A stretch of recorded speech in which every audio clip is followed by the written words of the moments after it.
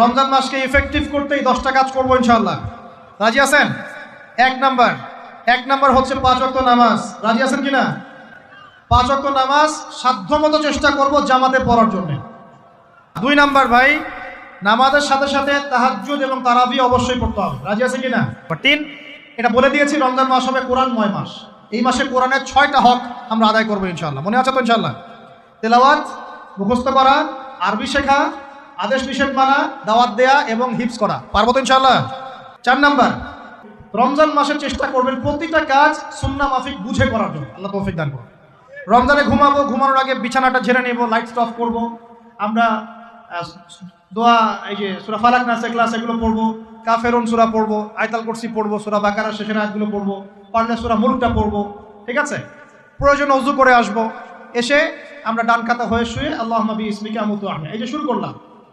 ঘুম থেকে ওঠা, ওযু করা, ওয়াশরুমে যাওয়া, খাওয়া দাওয়া করা, মসজিদে যাওয়া, নামাজ, জিকির, তাসবিহ, তাহলিল, ব্যবসা বাণিজ্য, এগুলো সবকিছু সুন্নাত নাই?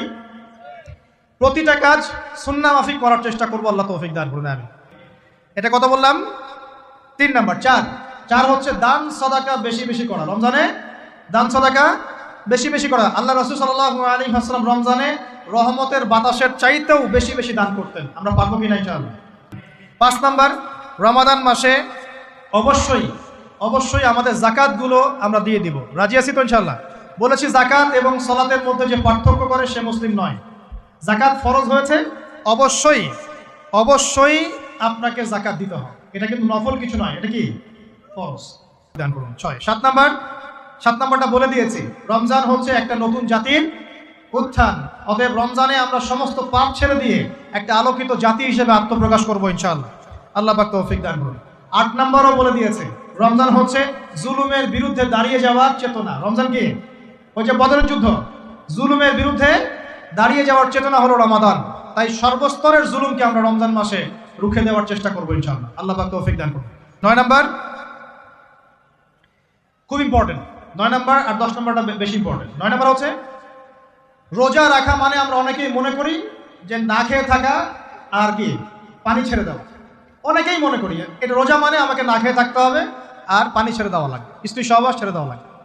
কিন্তু এর চেয়ে বেশি ইম্পর্টেন্ট একটা বিষয় আমরা ভুলে যাই, সেটা হলো রমজান মাসে রোজা রাখার অর্থ হচ্ছে আল্লাহ পাকের সমস্ত কবিরা সগীরা গুনাহ ছেড়ে দেওয়া। এই যে কবিরা গুনাহ যেগুলো আছে, যত রকম কবিরা গুনাহ, এই গুনাহগুলোতে লিপ্ত থাকলে রোজা ভেঙে যায়। আল্লাহ পাক আমাদের সবাইকে কবিরা গুনাহ মুক্ত রোজা রাখার তৌফিক দান করুন। আর 10 নম্বর পয়েন্টটা হচ্ছে এই ভাই, রমজান মাস আসলে মাশাআল্লাহ শিকল দিয়ে শয়তানকে বেঁধে রাখা হয়।